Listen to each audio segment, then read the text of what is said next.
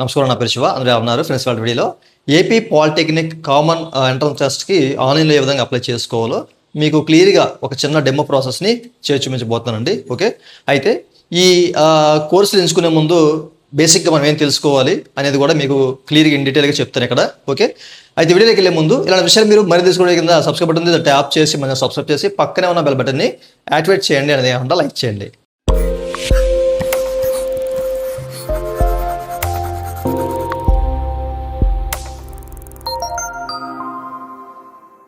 ఇక టాపిక్లోకి వెళ్ళే ముందు చాలామంది 10th అయిన తర్వాత టెక్నికల్ కోర్స్ తీసుకుందామని చెప్పేసి అనుకుంటారు. వాటిలో పాలిటెక్నిక్, ఓకే, ఇక్కడ అనేక రకాల కోర్సులు ఉంటాయి అన్నమాట.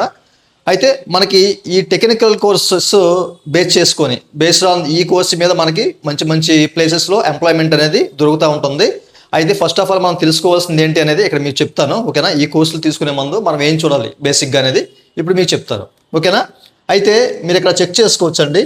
ఓకే, మనకేంటంటే AP polytechnic common entrance test సంబంధించిన 2020 సంబంధించిన అప్లికేషన్స్ అనేవి ఓపెన్ అయ్యాయి అనమాట. ఇప్పుడైతే మీరు అప్లై చేసుకోవచ్చు. ముందుగా మీరు చెక్ చేసుకోవాల్సింది ఏంటంటే ఇక్కడ మనకి బ్రోచర్ అని చెప్పేసి కనిపిస్తుంది, చూసారా? ఓకేనా, దీన్ని మీరు ట్యాప్ చేసి ఓపెన్ చేయండి. ఓపెన్ చేయగానే దీనికి సంబంధించిన ఒక బ్రోచర్ అనేది ఈ విధంగా చూపిస్తుంది అనమాట. మీరు చెక్ చేసుకోవచ్చు. వీటిలో ముందుగా మనం తెలుసుకోవాల్సింది ఏంటంటే ఇక్కడ అన్నీ ఉంటాయి. అంటే ఎలిజిబుల్ క్రైటీరియా ఏంటి, అసలు ఎవరెవరు అప్లై చేసుకోవాలి, ఏంటి కథ కమర్షియల్ మొత్తం ఇందులో ఈ నోటిఫికేషన్లో ఉంటుందన్నమాట. ముందుగా మీరు తెలుసుకోవాల్సిన విషయాలు ఏంటంటే కనుక మీరు ఇక్కడ చెక్ చేసుకోవచ్చు.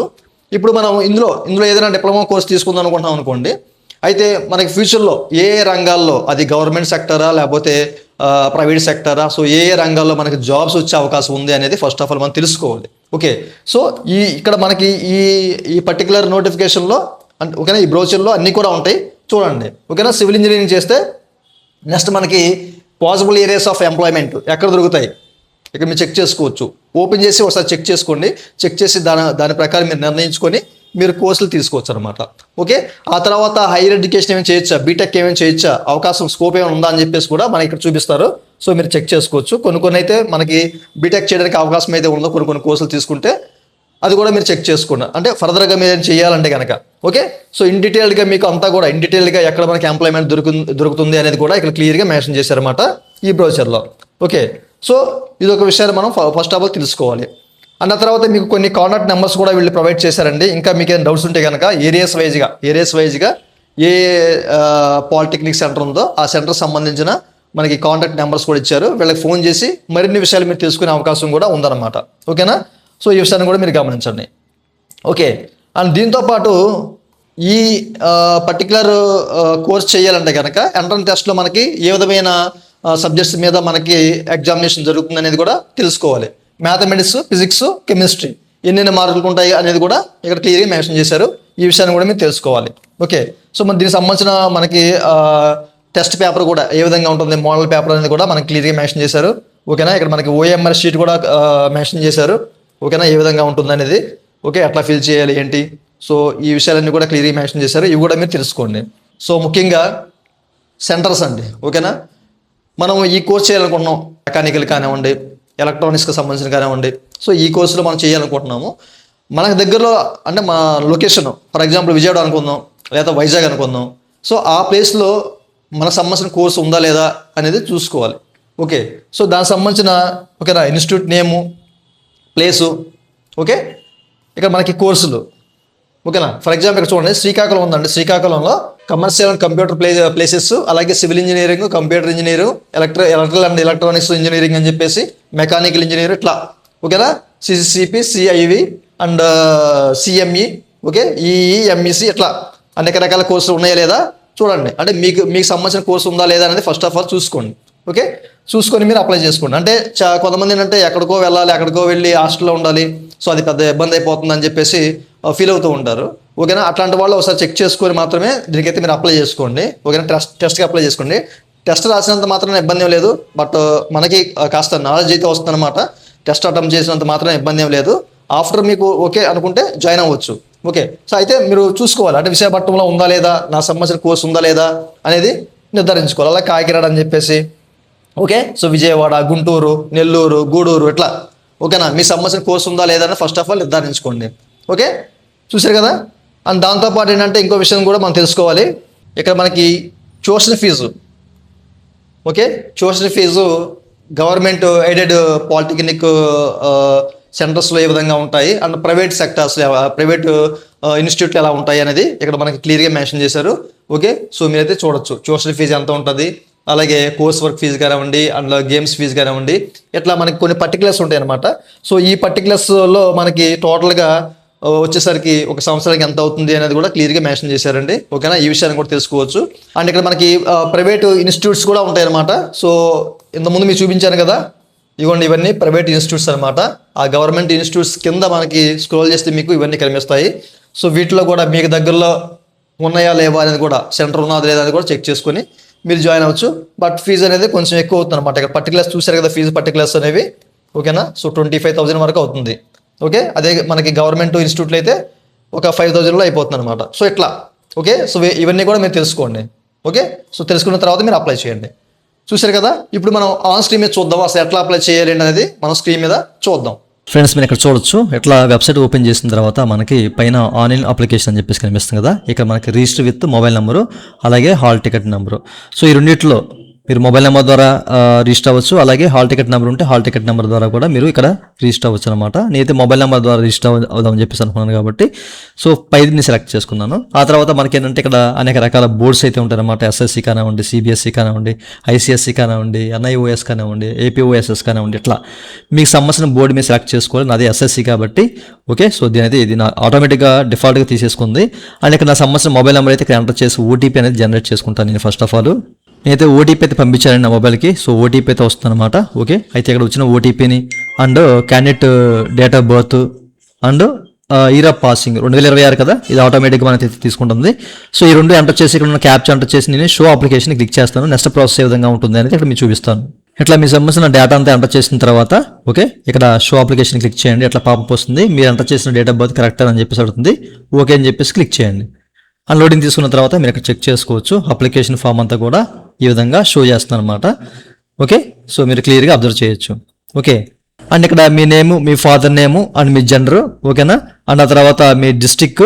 ఓకే, అండ్ ఆ తర్వాత మీరు ఎగ్జామినేషన్ ఎక్కడ రాద్దాం అనుకుంటున్నారు, మీరు ఇక్కడ మీ డిస్ట్రిక్ట్ సెలెక్ట్ చేసుకోగానే సో దానికి సంబంధించిన ఎగ్జామినేషన్ సెంటర్ అనేది మీకు దగ్గరలో ఉంటే కనుక షో చేస్తుంది. సో దాన్ని మీరు సెలెక్ట్ చేసుకోండి. మీ సంబంధించిన పిన్ కోడ్ ఇక్కడ ఎంటర్ చేయండి.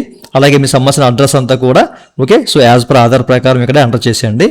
ఓకేనా, ఇక్కడ మీకు మీ బేసిక్ డేటా మాత్రం మీ నేమ్, మీ డేట్ ఆఫ్ బర్త్ ఇవన్నీ కూడా మీ ఎడ్యుకేషనల్ సర్టిఫికేట్స్ మీద అట్లా అయితే ఉన్నాయో ఓకే, సో అట్లా మాత్రమే మీరు ఇవ్వండి. ఓకే, సో ఈ విషయాన్ని మీరు గమనించండి. అట్లా మీకు సంబంధించిన అడ్రస్ అంతా కూడా యాజ్ పర్ ఆధార్ ప్రకారం ఎంటర్ చేసిన తర్వాత ఇక్కడ మనకి స్పెషల్ కేటగిరీ అని చెప్పేసి కనిపిస్తుంది అనమాట.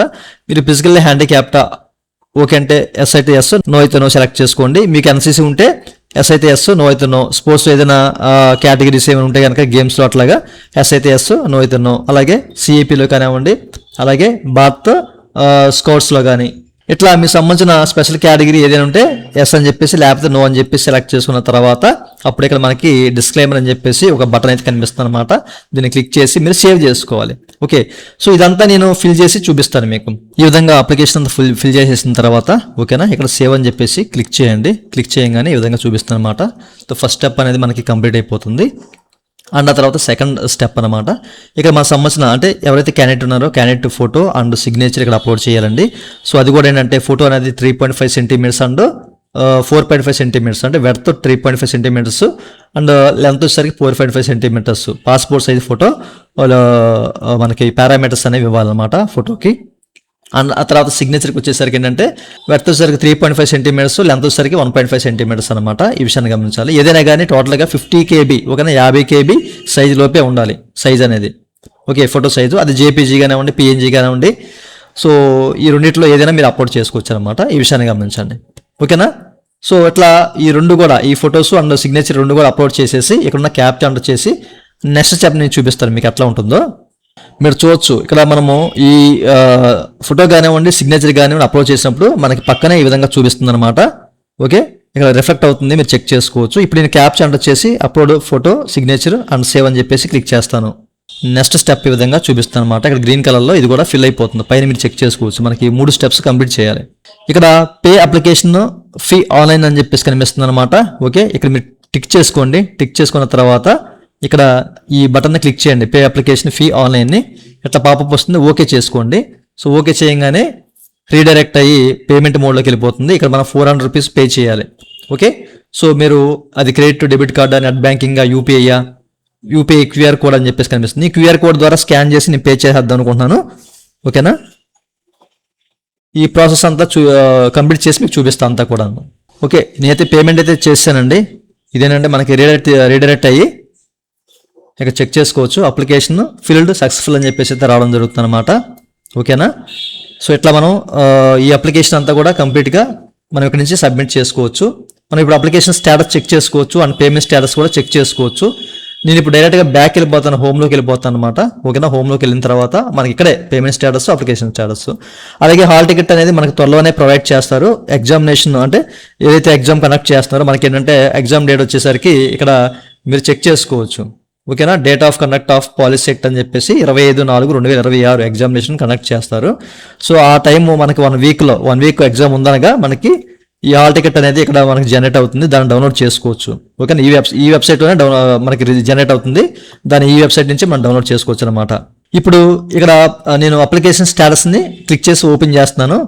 ఓకే, సో క్లిక్ చేసి ఓపెన్ చేయగానే ఇక్కడ బోర్డు సెలెక్ట్ చేసుకోమంటుంది కదా. ఇంతకుముందు ఎస్ఎస్ ఇచ్చాం కదా. ఇప్పుడు ఇక్కడ హాల్ టికెట్ నెంబర్ కానీ మొబైల్ నెంబర్ కానీ, ఇప్పుడు మొబైల్ నెంబర్ ఇక్కడ ఎంటర్ చేసి నేను చూపిస్తాను. అంటే ఇదంతా ఫిల్ చేస్తాను, డేట్ ఆఫ్ బర్త్ అండ్ ఇదంతా కూడా మనం ఫిల్ చేయాలి. ఇదంతా ఇట్లా ఫిల్ చేసిన తర్వాత వ్యూ అప్లికేషన్ క్లిక్ చేస్తే కనుక మీరు చెక్ చేసుకోవచ్చు అండి. మనకి మన సంబంధించిన అప్లికేషన్ అంతా కూడా ఓపెన్ అయిపోతుంది అనమాట. ఓకే, సో దీని అయితే మీరు ప్రింట్ చేసుకోవచ్చు, ఎక్కడి నుంచే దీన్ని సేవ్ చేసుకోవచ్చు. సో త్వరలోనే మనకు గనక హాల్ టికెట్ జనరేట్ అయితే కనుక ఎక్కడి నుంచి డౌన్లోడ్ చేసుకోవచ్చు. అది ఎలా డౌన్లోడ్ చేసుకోవాలనేది కూడా నెక్స్ట్ వీడియోలో మీకు చెప్తాను. ఓకే, సో ఈ విధంగా మనకి పాలసీకి సంబంధించిన ఎంట్రన్స్ టెస్ట్కి మనం ఇట్లా అప్లై చేసుకోవచ్చు ఆన్లైన్ ద్వారా. మీకు ఏమైనా డౌట్స్ ఉంటే కనుక వీడియో కామెంట్ చేయండి. అలాగే మీకు సర్వీస్ కావాలంటే మన దగ్గర పేడ్ సర్వీస్ ఉంది, మమ్మల్ని కనెక్ట్ అవచ్చు. ఇదండి వాళ్ళ వీడియో. ఈ వీడియో మీ నచ్చితే లైక్ చేసి మనం సపోర్ట్ చేయండి. అలాగే మన విషయాలు మీరు మన తీసుకోవడం సబ్స్క్రైబ్ ఉంటుంది, అంటే యాప్ చేసి మనం సబ్స్క్రైబ్ చేసి పక్కన ఉన్న చేయండి. Thank you for watching and జై హింద్.